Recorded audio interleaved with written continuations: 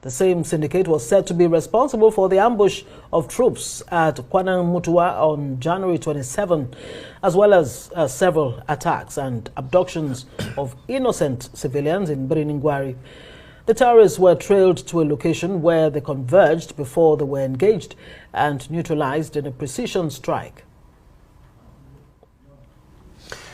Well, still within the Nigerian Air Force, the Chief of Air Staff, Air Marshal Hassan Abu Bakr, has visited the families and victims of an accidental airstrike which occurred on January 24, 2023 in Nasarawa State. The visit of the Chief follows the admission by the Nigerian Air Force, having reviewed the incident report of the strikes in Doma local government area.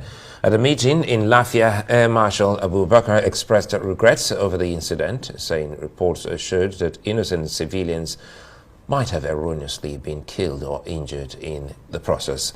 The unfortunate incident, according to him, was not deliberate, but had targeted suspected terrorists and cattle rustlers, given the heightened level of insecurity in the area at the time. Abu Bakr reiterates the Air Force primary responsibility, which remains to safeguard the lives and property of Nigerians. Well, joining us now is the spokesperson of the Nigeria Air Force, Air Vice Marshal Edward Gabkwet. Thank you so much for joining us on Newsnight tonight. Good to have you. Thank you so much. Well, some might want to ask, why has it taken as long as 1 year for you to come up with this report, unraveling the fact that these attacks indeed were, error strikes? Do you have the full report now? What have you been finding out? Yes, let me first of all take you back to how we got to this point. In January last year, 2023, terrorists were sighted on about 10 motorbikes around that same village, Rukubi, in Doma local government, about 10 of them on motorbikes, which is consistent with the way they move, and they were trailed to a particular point, and then cattle, were sighted somewhere close by, and before we knew it, vehicles came around that same area, and of course, people started loading. So we suspected that perhaps these were terrorists, and after permissions were sought after and given, strikes were authorized. Unfortunately, after a while, we started getting complaints that perhaps mistakes might have been made. So when Air Marshal Bakr came on board, he felt it was important to get to the root of this matter. He now considered a committee that went to these villages, spoke to a lot of people, and of course we had to review the footage of the strike, and then he felt indeed clearly mistakes might have actually been made, and being a humane officer that he is, he felt it was also very important to reach out to the families of these people, and that was what led to this particular visit. In fact, we've been planning this visit for over a month with the government of Nasarawa State, the governor, and the elders of Nasarawa State, but due to so many other factors, we were just able to have the visit just last week. But I need to point out this. It's one thing to, have this kind of situations. It's also another thing to ensure that you make amends. And that's where we are, when mistakes are committed, and whenever we have this kind of accidental strikes, I think it's very, very important that we come out to admit them, because we have to continue to give our people the confidence to believe in what we're doing, and it's not isolated to Nigeria alone. These things happen anywhere, and that in itself presents the difficulty in fighting the kind of situations that we're in. Insurgency where the criminals mix up with our people and all of that, but we're taking lessons from there, and we want to see where it takes us to. We understand that you're also speaking with some of the families of these people. First, I'd like to stay on the families, and how did they receive this acceptance of error on the part of the Nigerian Air Force? Yeah, first we must give credit to the Nasarawa State government, Engineer Abdullahi Sule, and of course the Emir of Lafia, who have always been there for us to, assist us go between us and the locals that were affected with this strike. They, to a large extent, were able to help us soften the ground.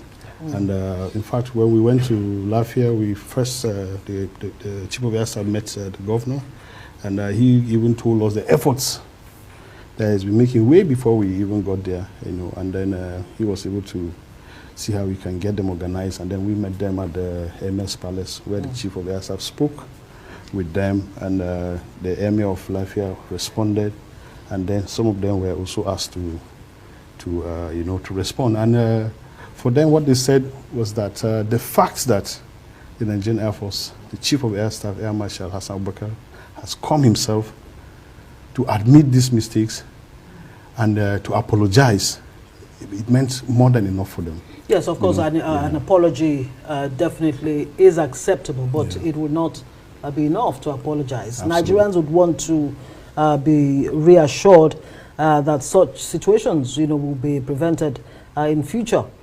It is heartening to hear that the NAF, the Nigerian Air Force, actually neutralized some 30 bandits based on local intel.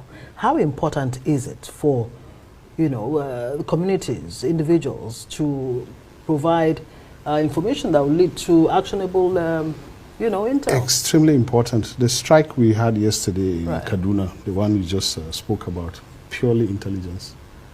I saw the footage of that strike, and there was no way we could have been able to know where those terrorists were initially without the information we received from the locals.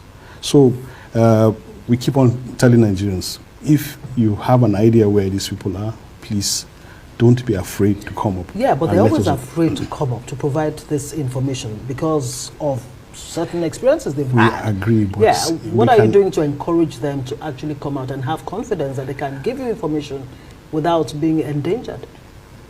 We have continued to say this. If you give us information, your confidentiality can be assured. And the fact that the information you're giving us is leading to us striking these people means that it's working. The more we strike these people and reduce them from our environment, the better for everybody. To be honest, the better. And if you are feeling threatened anyway and you need protection, be rest assured that we can offer that to you. That's special. A recurrence is something that we must guard against as a country. And how reassuring is this from you, that because we recall that the last big one before this was RAN, and now we've got this, which the Nigerian Air Force has just admitted, and also has gone to see the families. How reassuring, it is from the Nigerian Air Force that such will not happen again. To be honest, let me be very honest with you. With the kind of situation we find ourselves, it is near impossible for you to say it's never going to happen again. But what we can do is to minimize these kind of situations. And there are various things that the Chief of Air Staff has put in place to make sure that we don't get into this situation. First of all, we're working with our foreign partners on how to acquire more knowledge on what we call ground-to-air integration.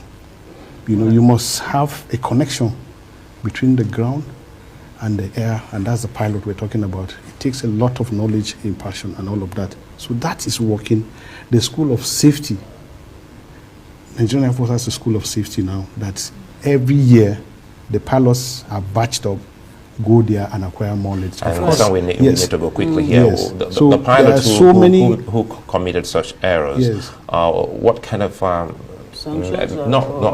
what kind of medical, mental, or psychological help are you going to render to them? Because we understand that they're so pained knowing full well that they've just taken lives of people they meant to protect. It's a continuous thing. The issues of psychological, medical advice and all of that they go through are continuous. Not just because you were involved in this strike. It's a continuous process for all the pilots, and it's programmed throughout the year, and it's yearly. We don't just go for some of these courses locally. They go overseas. Very quickly, again, before we let you go, how prepared is the Nigerian Air Force, with the pullout of 3 nations in the ECOWAS bloc? A lot of analysts and experts are saying it may, cause a lot of risk for Nigeria. Are you looking in that direction? Well, if you recall when we went to ECOMOG, you agree with me that Nigeria provided over 90% of the funds and even the troops. So I think from that you should be able to understand where I'm going to. With or without any country, I believe that our country remains capable of handling any situation in this region. That's a fact. And of course, what are we talking about? What do they bring to the table? I'm not saying that we want to isolate anybody or anything like that, but I believe strongly that Nigeria remains very, very capable, very competent to take care of any situation within the region. Yes. Vice Marshal Edward Gapquet, many thanks for speaking with us.